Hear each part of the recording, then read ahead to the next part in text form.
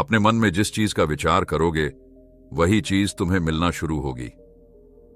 अगर पैसे के बारे में विचार करते हो तो आपके पास पैसा आना शुरू होगा। अगर आप अपने प्यार के बारे में विचार करोगे तो आपको आपका प्यार जल्द ही मिलेगा।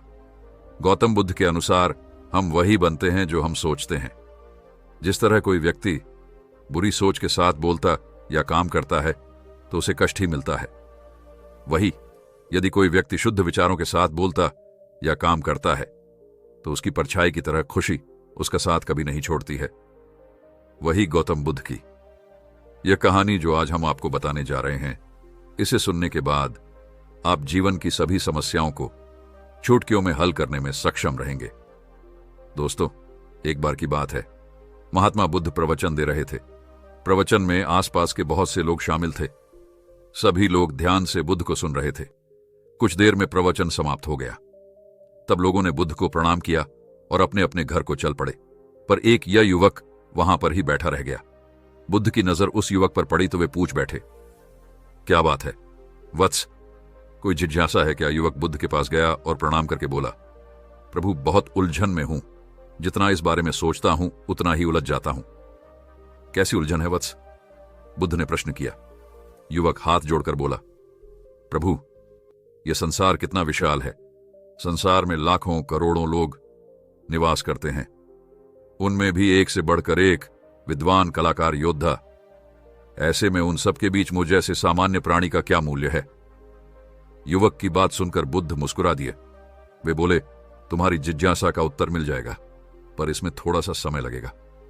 क्या तब तक मेरा एक छोटा सा काम कर सकते हो प्रभु? यह तो मेरे लिए गर्व का विषय है कि मैं आपके काम आ सकूं। युवक ने पुनः अपने हाथ जोड़ दिए और कहा, आप आदेश करें प्रभु। बुद्ध ने युवक को एक चमकीला पत्थर देते हुए कहा, तुम्हें इस पत्थर का मूल्य पता करना है, पर ध्यान रहे इसे बेचना नहीं है। सिर्फ इसका मूल्य पता करना है, जैसी आज्ञा प्रभु। ऐसा कहते हुए युवक ने बुद्ध से वह पत्थर ले लिया। उसने एक बार फिर से उन्हें प्रणाम किया और बाजार की ओर चल पड़ा। बाजार वहां से ज्यादा दूर नहीं था। युवक थोड़ी देर में वहां पहुंच गया। वह सुबह का समय था, इसलिए बाजार अभी ठीक से लगा नहीं था। वहां पर इक्का दुक्का दुकानदार ही थे। युवक ने जिज्ञासावश इधर उधर नजर की। उसे एक पेड़ के नीचे एक दुकानदार नजर आया। वह आम बेच रहा था। युवक उस दुकानदार के पास पहुंचा और उसे पत्थर दिखाते हुए बोला, क्या आप इस पत्थर की कीमत बता सकते हैं? दुकानदार एक चालाक व्यक्ति था। पत्थर की चमक देखकर वह समझ गया कि अवश्य ही यह कोई कीमती पत्थर है। वह बनावटी आवाज में बोला, देखने में तो कुछ खास नहीं लगता, पर मैं इसके बदले 10 आम दे सकता हूं। दुकानदार की बात सुनकर युवक को हल्का सा क्रोध आ गया। वह मन ही मन बुदायर समझता है, इतना सुंदर पत्थर और इसका मूल्य सिर्फ 10 आम। अवश्य ही यह झूठ बोल रहा है। युवक को चुप देखकर दुकानदार बोल उठा, क्या कहते हो, निकालूं आम पर? युवक ने दुकानदार को कोई जवाब नहीं दिया। वह चुपचाप आगे बढ़ गया। सामने एक सब्जी वाला अपनी दुकान सजा रहा था। युवक उसके पास पहुंचा और उसे पत्थर दिखाते हुए उसका मूल्य पूछा। उस पत्थर को देखकर सब्जी वाले की आंखें खुशी से चमक उठी। वह मन ही मन सोचने लगा, यह पत्थर तो बहुत कीमती जान पड़ता है। अगर यह मुझे मिल जाए तो मजा ही आ जाए। क्या हुआ भाई, कहां खो गए? युवक ने दुकानदार की तंद्रा तोड़ी। सब्जी वाला चौंकता हुआ बोला, कुछ नहीं, कुछ नहीं, मैं तो बस मन ही मन इसकी कीमत की गणना कर रहा था।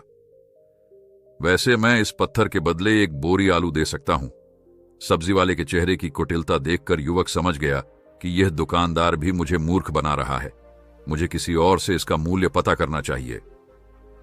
यह सोचता हुआ युवक आगे बढ़ गया। सब्जी वाले दुकानदार ने युवक को पीछे से आवाज लगाई, क्या हुआ भाई? अगर आपको यह मूल्य कम लग रहा है तो बताएं तो सही, मैं इसे बढ़ा दूंगा। पर युवक ने उसकी बात पर ध्यान नहीं दिया। वह अब इधर उधर किसी ऐसे व्यक्ति को खोजने लगा जो जानकार हो और उस पत्थर की सही मूल्य बता सके। युवक को लग रहा था कि अवश्य ही यह कोई कीमती पत्थर है, शायद कोई जौहरी इसका सही मूल्य बता। यह सोचता हुआ युवक एक जौहरी की दुकान पर पहुंचा। जौहरी अपनी दुकान को अभी खोल ही रहा था। उसने युवक को अपनी दुकान की ओर आते हुए दूर से देख लिया था।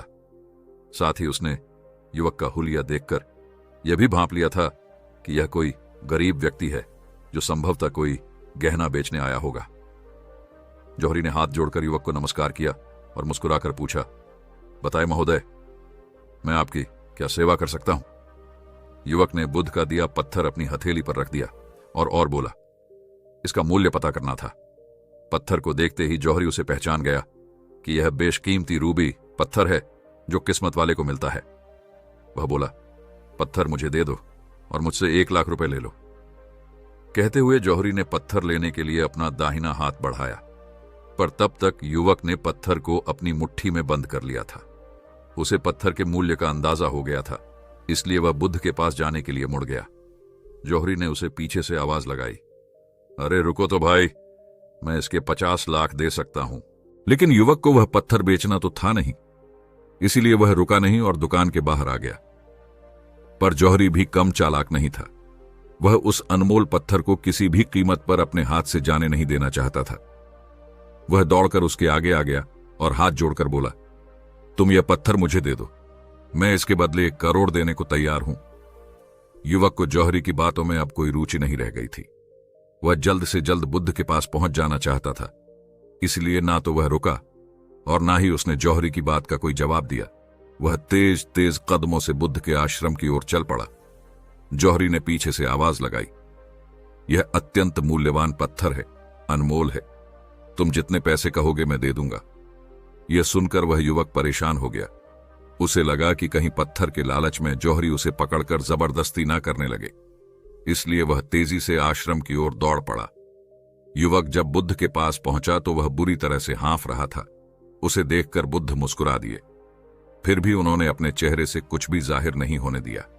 वे बोले, क्या बात है वत्स, तुम कुछ डरे हुए से लग रहे हो। युवक ने बुद्ध को प्रणाम किया और सारी बात कह सुनाई। साथ ही उसने वह पत्थर भी उन्हें वापस कर दिया।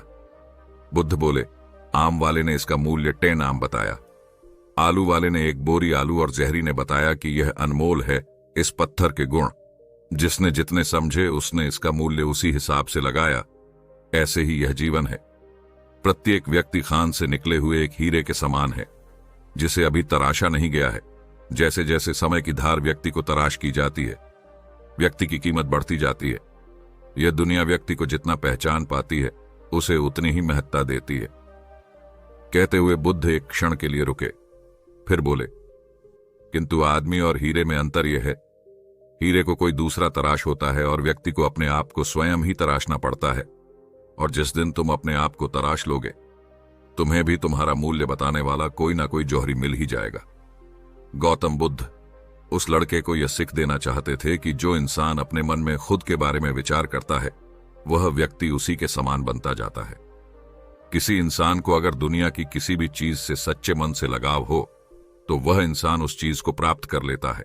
वही जो इंसान अपनी मनछाई चीज को प्राप्त करने में असमर्थ है, उस इंसान ने अपने मन में सच्चे भाव से उस चीज को चाहा नहीं होता है।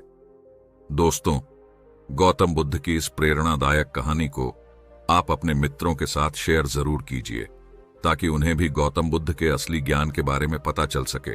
और कमेंट बॉक्स में आपको कहानी कैसी लगी जरूर बताएं। फिर मिलेंगे आपके दोस्तों एक ऐसी ही जानकारी से भारी कहानी वाले ज्ञानवर्धक वीडियो के साथ। तब तक के लिए अपना ख्याल रखें।